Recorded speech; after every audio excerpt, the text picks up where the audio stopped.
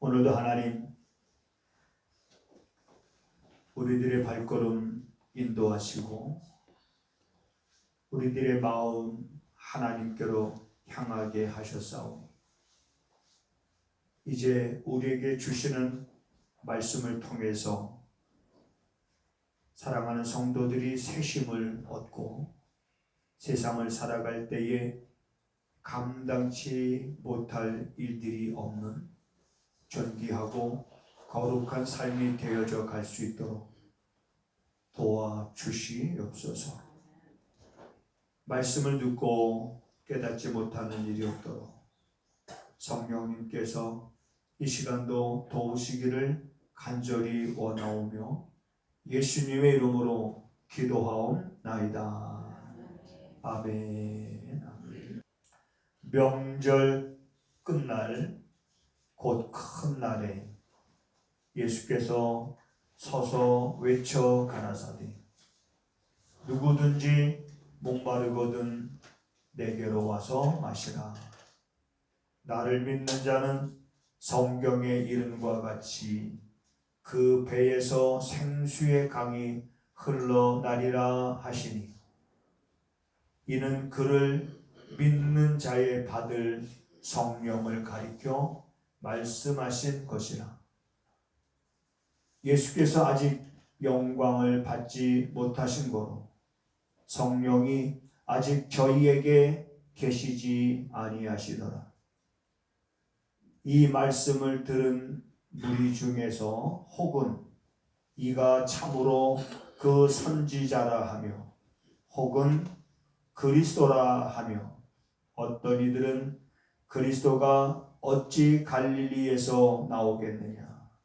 성경에 이르기를 그리스도는 다윗의 씨로 또 다윗에 살던 촌 베들레헴에서 나오리라 하지 아니하였느냐 하며 예수를 인하여 무리 중에 쟁론이 되니 그 중에는 그를 잡고자 하는 자들도 있으나 손을 대는 자가 없었더라.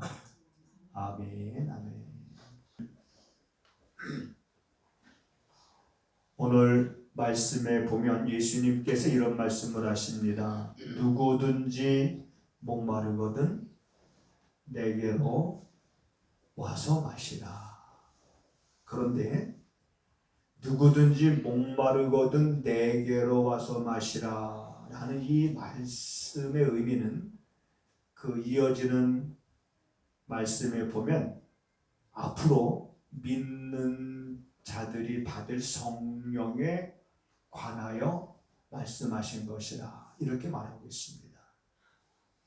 다시 말하면 나를 믿는 자는 성경의 이름과 같이 그 배에서 생수의 강이 흘러나리라.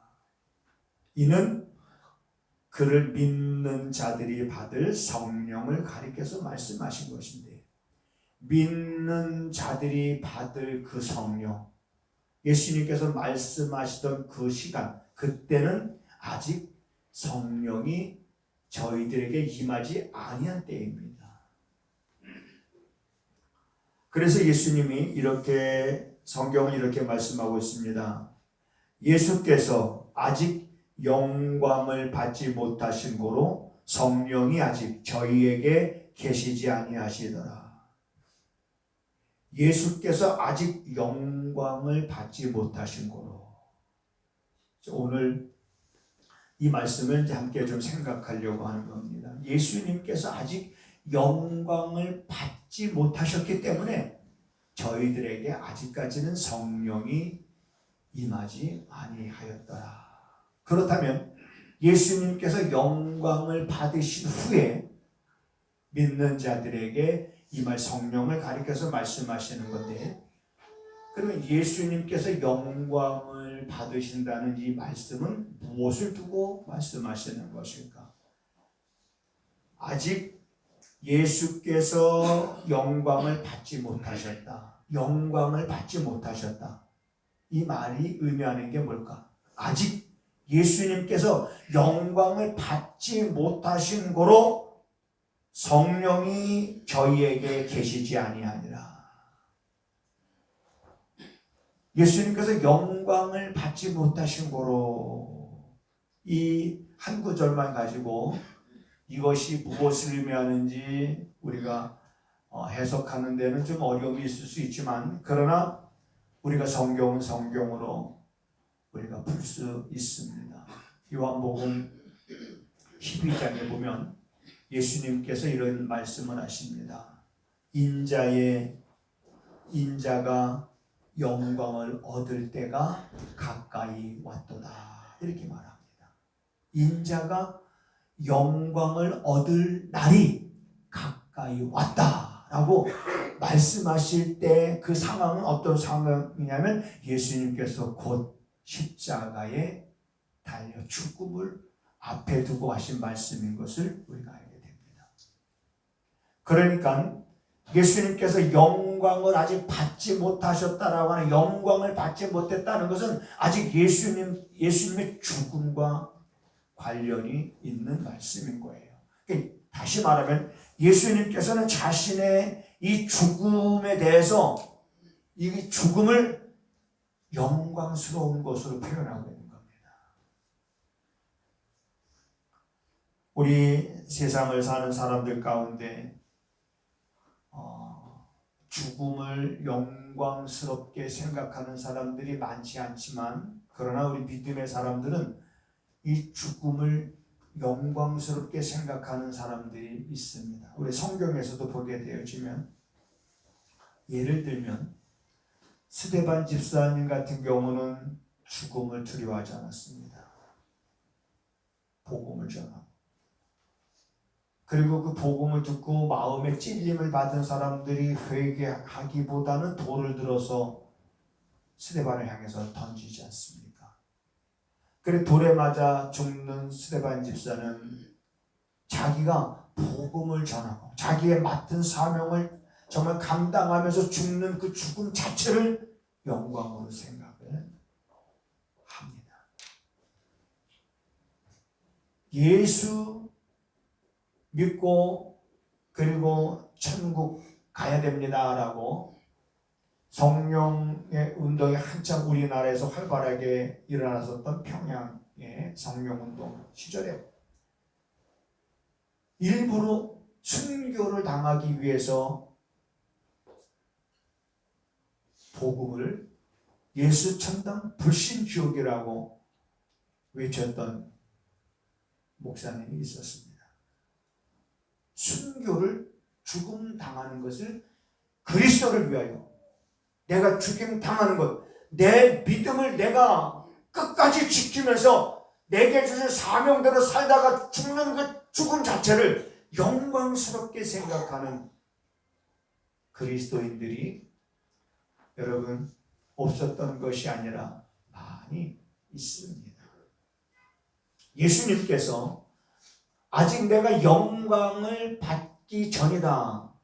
그러니까 예수님께서 영광을 받지 못하신 거로 이 말은 아직 예수님께서 십자가에 달려 죽으심에 대한, 그래서 여러분 십자가의 죽음은 우리가 히브리서 2장 14절에 보면 이렇게 말씀하십니다. 사망의 권세, 사망의 세력을 잡은 자 마귀를 없이 하시는 사건이었다. 뭐가?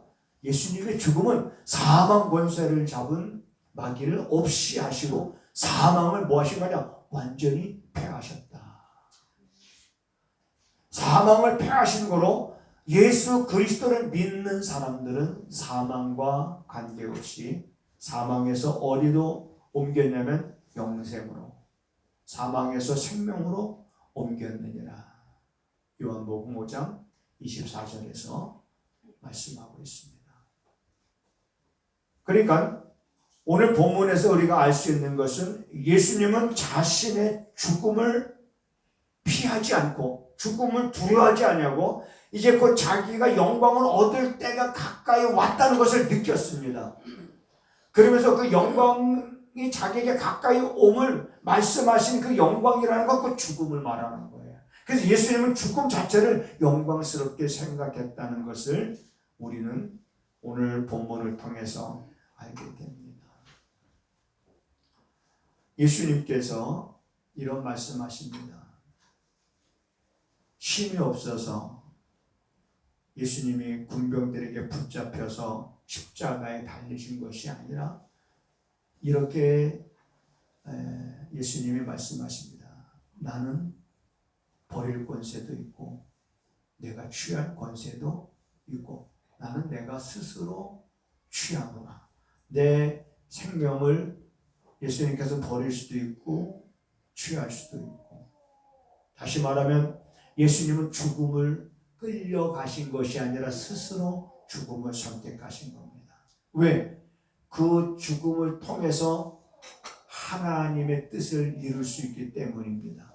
다시 말하면 자기를 보내신, 하나님께서 아들을 세상에 보내신 그 이유가 있고 그 목적이 있고, 하나님이 아들을 보내실 때는 그에게 땅에 가서 이루라고 하신 임무가 있고, 그 예수님은 그 임무를 가지고 이 땅에 오셔서 죽음을 통해서 그 임무를 완성하시는, 아버지의 뜻을 온전히 이루는 그 죽음이야말로 정말 영광스러운 죽음이다.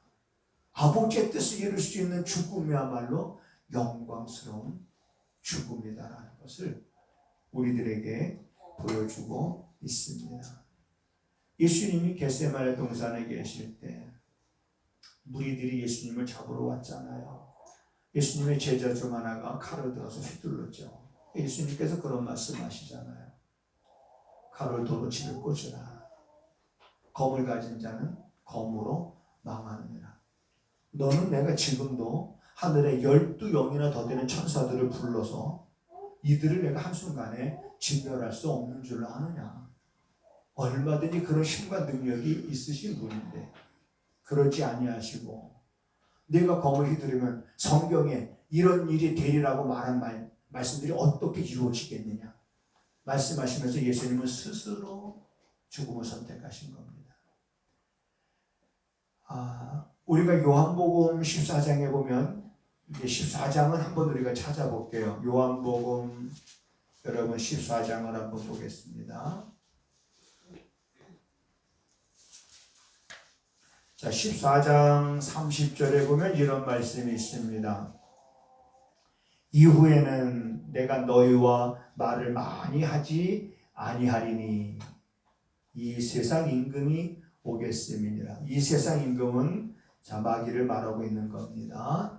그러나 저는, 역시 마귀지요, 내게 관계할 것이 없으니. 관계, 마귀가 내게 대하여 관계할 것이 없다, 이 말은 예수님께서 스스로 죽음을 선택하신 것이지 예수님의 죽음은 마귀와 상관이 없는 거예요. 마귀가 예수님을 십자가에 못 박은 것이 아니라 관계없는 거예요. 그 예수님의 죽음은 예수님의 스스로 그 죽음을 선택한 것이라는 것을 분명하게 내게 관계할 것이 없다라고 하는 말씀으로 예수님께서 말씀하고 있습니다. 그러므로 예수님은 이 죽음이라고 하는 것에 대해서, 이것은 오래전부터 성경에서 선지자들을 통해서 되리라고 하셨던 그런 말씀들, 그 곧 하나님이 아버지의 뜻이 이루어지는, 아버지의 뜻을 완벽하게 이룰 수 있는 그 일이 바로 자신의 죽음이었다라고 하는 것을 알았기 때문에 죽음을 피하지 아니하고 스스로 그 죽음을 선택했고, 그 스스로 선택한 그 죽음은 자기가 영광을 받는 순간이라고 하는 것을 말씀하고 있습니다. 간혹 여러분 그런 이야기나 혹시 그런 영화를 여러분들이 본 적이 있는가 모르겠습니다만, 이 민족의, 예를 들어서 이 민족의 어떤 대위기가 있었을 때에 누군가가 목숨을 걸고 그 일을 한다 그러면 이 민족에 살 수 있다. 누가 이 일을 할 것이냐라고 그랬을 때에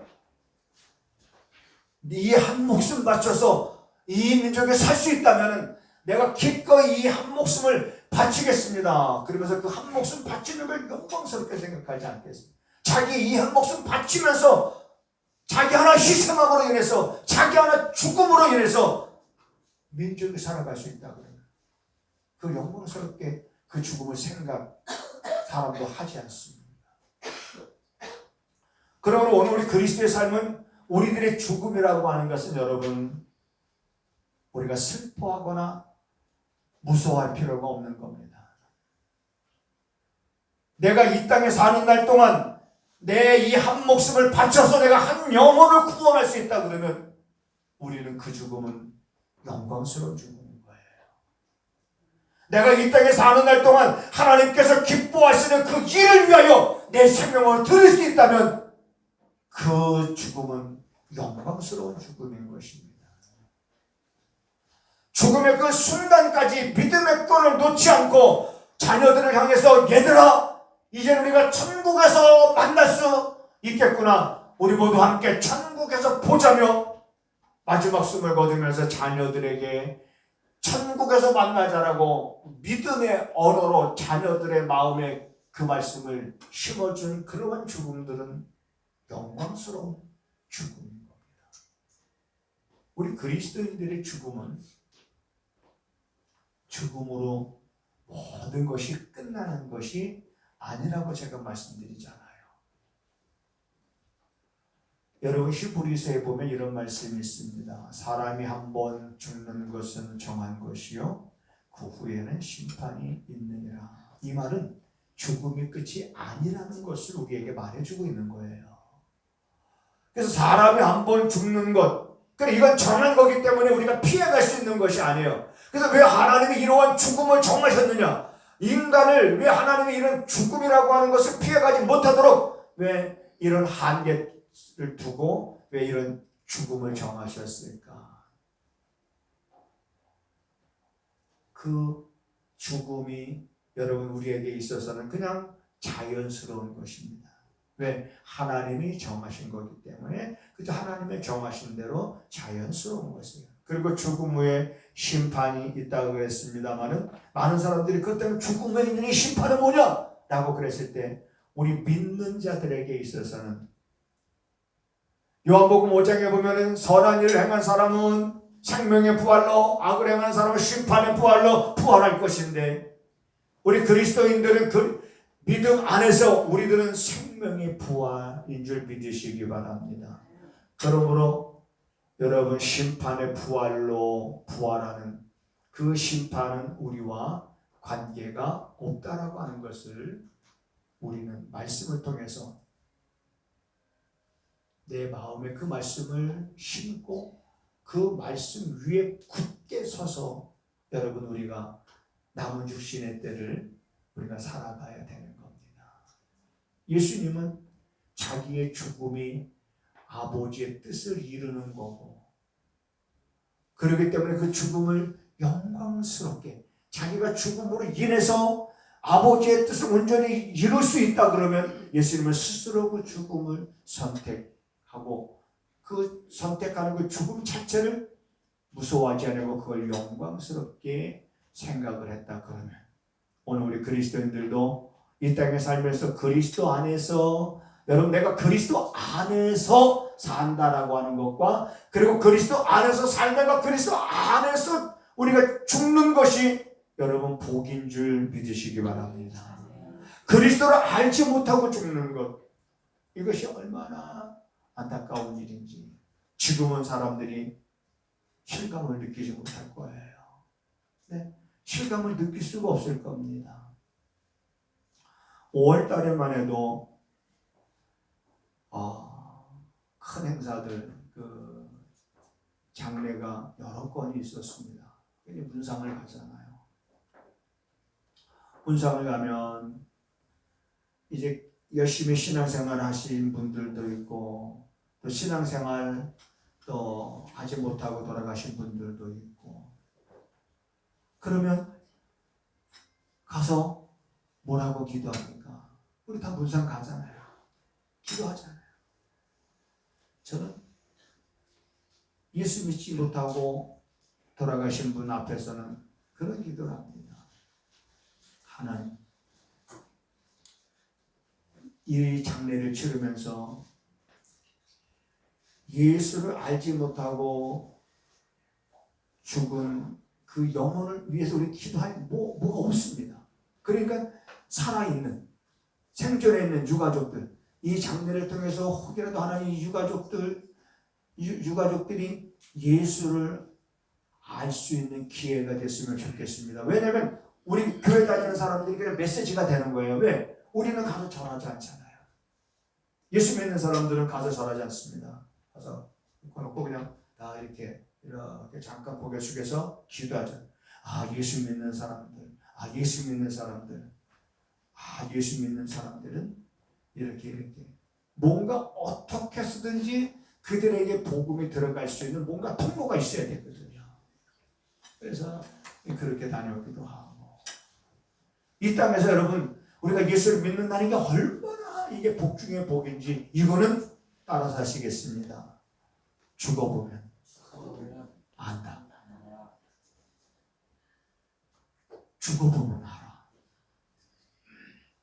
살았을 때는 그걸 몰랐다가 죽어보면 아는데, 누구든지 알아요.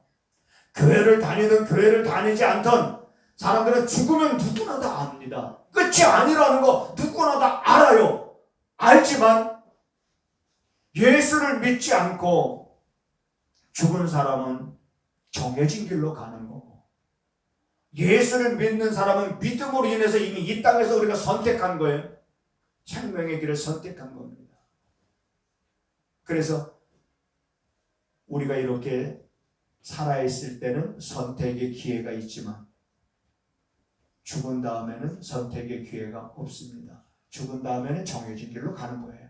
그러니까 우리가 이렇게 살아있을 때, 예수님께서도 이렇게 죽음에 대해서 죽음을 두려워하지 아니하고 무서워하지 아니하고 아버지의 뜻을 이루기 위하여 자기 자신이 죽어야만 하는 이것을 그가 받아들이고 선택을 했을 때 그걸 영광스럽게 생각을 했구나 라는 것을 우리가 말씀을 통해서 보면서, 우리가 이 땅에 살아가면서 내가 지금 때로는 내 형편이 어렵고 때로는 힘들고 때로는 몸이 아플 수도 있습니다. 그러니까 그게 문제가 아닌 거예요. 그것이 문제가 아니라 지금 내가 하나님께서 원하시는 삶의 초점에 맞춰져 있느냐, 그래서 그 초점을 맞춰서 내가 살아가는 그 삶, 그 순간순간이 그게 여러분 중요합니다. 그래서 우리는 그 삶 자체를 그렇게 내가 사는 것을, 그러고서 내가 하나님이 부르시면 오라 하시면 우리가 가는 그 죽음을 우리도 영광스럽게 생각할 수 있는 그런 여러분들의 믿음이 될 수 있기를 주님의 이름으로 부탁을 드립니다. 그래서 예수님은 이렇게 믿는 자들이 받을 성령에 대해서 말씀하시면서, 믿는 자들이 받을 성령이 아직 임하지 아니한 것은 아직 예수님께서 영광을 받지 못하였기 때문이다라고 말하고 있습니다. 그리고 예수 그리스도께서 그 영광을 받으셨잖아요. 십자가에 2000년 전에 예수님이 십자가에 달리신 그 이후에 그 다음에 성령, 약속하신 성령을 우리에게 보내주셨습니다. 이 성령에 대해서 여러분, 우리가 이렇게 앉은 자리에서 여러분들이 한번 이렇게 바깥을 바라보면 나뭇가지들이 이렇게 흔들립니다. 흔들리는 걸 보면 밖에 바람이 부는구나, 이 정도죠. 근데 저 나뭇가지들이 살랑살랑 흔들리는 게 아니라 나뭇가지가 막 뿌리가 뽑힐 정도로 그냥 막 나무가 흔들리고 막 뭐가 날아다니고 그러면 바깥에 지금 뭐가 부는 거예요? 태풍이 부는구나.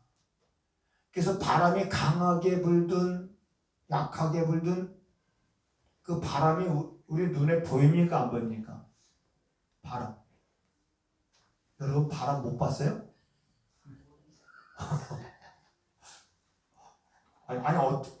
어쩌다가 어떻게 바람을 그렇게 한 번도 못 봤어요? 눈을 크게 떠보세요. 눈을 크게 뜨면 혹시 바람을 볼 수 있을지 모릅니다. 근데 이 바람이 볼 수 있는 건 아니잖아요. 우리 눈에 보이지 않지만 바람이 불면 현상은 우리 눈에 보여요, 안 보여요? 현상은 우리 눈에 보여요. 바람이 불면 그 부는 강도에 따라서 거기에 나타나는 현상들이 우리 눈에 보입니다. 그래서 우리가 성경에 보면 바람 같은 성령, 불 같은 성령, 비둘기 같은 성령, 성령에 대해서 여러 가지 이런 표현들이 있는데 바람 같은 성령이 때로는 임하여 내 마음을 시원케 하고 불 같은 성령이 임하여 때로는 내 마음을 견딜 수 없을 정도로 뜨겁게 내 마음을 달구고 지금은 이러한 성령의 시대입니다. 성령은 우리를 보호하시고 역사하시는데 어디서? 이거 잘 알으셔야 됩니다. 성령은 어디서? 이 바깥에서가 아니라 내 안에서. 예수님께서 우리에게 성령을 보내시기로 약속하셨는데 이제는 예루살렘 그 마가의 다락방에서 성령이 임하지 않습니까? 그때 그 성령이 믿는 자들 안에 임하여 성령의 내 안에 거하시는 성령께서 말하게 하심에 따라서 말하기를 시작한 거예요. 성령께서 말하게 하셨어요. 내 안에서. 그래서 성령의 말하게 하심에 따라 말하기를 시작하니까 그 입술에 나오는 말을 듣는 자들마다 놀라기도 하고 회개하기도 하고 성령은 우리 내 안에서 일하는데 제한을 받으십니다. 내가 거절하면 거절을 받으십니다. 거절당하십니다. 인격적인 분이시기 때문에 그래서 우리는 늘상 내 안에 간절히 성령이 오셨네, 성령이 오셨네. 우리가 찬양을 드릴 때마다 내 안에 성령께서 내게 말씀하시고 성령께서 내 안에 감동을 도와시고 감격을 도와시고 성령이 내 안에서 내 마음이 강팍해지지 않게 하시고 완악해지지 않게 하시고 내 마음이 무뎌지지 않게 하시고 왠지 자꾸 마음이 무뎌지는 것 같아요. 왠지 자꾸 마음이 강팍해지는 것 같아요. 왠지 우리는 마음에서 기쁨도 잃어버리고 감사도 잃어버리고 많은 걸 잃어버리는 것 같아요. 그러나 성령께서 내 안에서 일하기를 시작하시면서부터는 회복되어지기 시작되는 겁니다.